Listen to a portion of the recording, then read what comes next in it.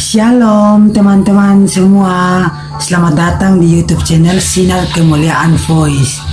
Jangan lupa subscribe, like, komen, dan share video-video ini ya, agar dapat memberkati lebih banyak lagi. Terima kasih, shalom. Kejadian pasal 35. Yakub di Betel untuk kedua kalinya. Allah berfirman kepada Yakub, "Bersiaplah, pergilah ke Betel, tinggallah di situ, dan buatlah di situ mezbah bagi Allah yang telah menampakkan diri kepadamu ketika engkau lari dari Esau kakakmu." Lalu berkatalah Yakub kepada seisi rumahnya dan kepada semua orang yang bersama-sama dengan dia, "Jauhkanlah dewa-dewa asing yang ada di tengah-tengah kamu.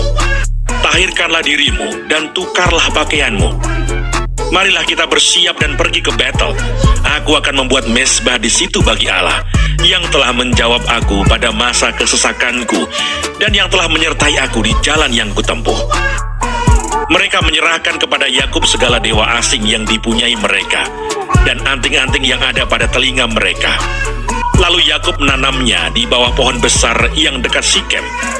Sesudah itu berangkatlah mereka, dan kedahsyatan yang dari Allah meliputi kota-kota sekeliling mereka, sehingga anak-anak Yakub tidak dikejar. Lalu sampailah Yakub ke Luz yang di tanah Kanaan, yaitu Betel. Ia dan semua orang yang bersama-sama dengan dia.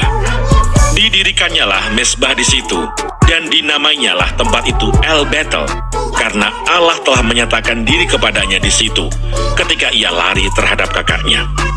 Ketika Deborah, inang pengasuh Ribka, mati, dikuburkanlah ia di sebelah hilir Betel di bawah pohon besar yang dinamai orang pohon besar penangisan.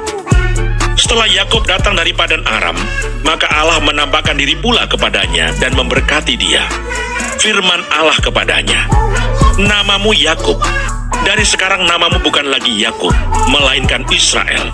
Itulah yang akan menjadi namamu."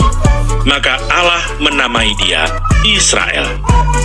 Lagi firman Allah kepadanya, "Akulah Allah yang Maha Kuasa. Beranak cuculah dan bertambah banyak.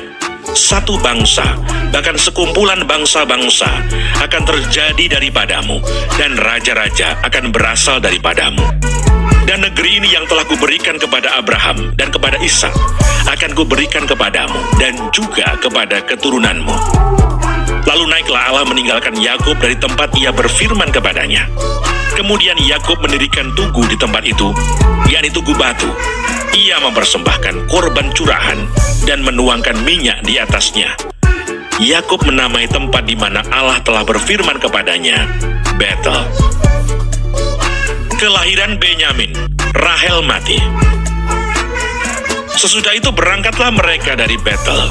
Ketika mereka tidak berapa jauh lagi dari Efrata, bersalinlah Rahel, dan bersalinnya itu sangat sukar. Sedang ia sangat sukar bersalin, berkatalah bidan kepadanya, "Janganlah takut, sekali ini pun anak laki-laki yang kau dapat."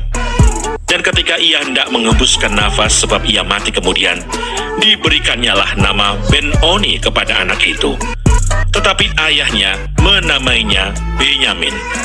Demikianlah Rahel mati, lalu ia dikuburkan di sisi jalan ke Efrata, yaitu Bethlehem. Yakub mendirikan tugu di atas kuburnya. Itulah tugu kubur Rahel sampai sekarang. Sesudah itu berangkatlah Israel. Lalu ia memasang kemahnya di seberang Migdal Eder. Ketika Israel diam di negeri ini, terjadilah bahwa Ruben sampai tidur dengan Bilha gundik ayahnya, dan kedengaranlah hal itu kepada Israel. Anak-anak Yakub, Ishak mati. Adapun anak-anak lelaki Yakub, 12 orang jumlahnya. Anak-anak Lea ialah Ruben, anak sulung Yakub. Kemudian Simeon, Levi, Yehuda, Isakar, dan Sebulon. Anak-anak Rahel ialah Yusuf dan Benyamin.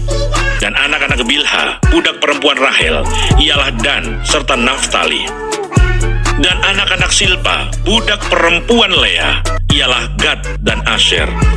Itulah anak-anak lelaki Yakub yang dilahirkan baginya di Padan Aram. Lalu sampailah Yakub kepada Ishak, ayahnya, di Mamre dekat Kiryat Arba. Itulah Hebron, tempat Abraham dan Ishak tinggal sebagai orang asing. Adapun umur Ishak 180 tahun. Lalu meninggallah Ishak. ia mati dan dikumpulkan kepada kaum leluhurnya. Ia tua dan suntuk umur, maka Esau dan Yakub, anak-anaknya itu, menguburkan dia. Hai SK Voices, jangan lupa subscribe, like, komen, dan share ya video ini agar lebih banyak lagi memberkati orang. God bless you, bye.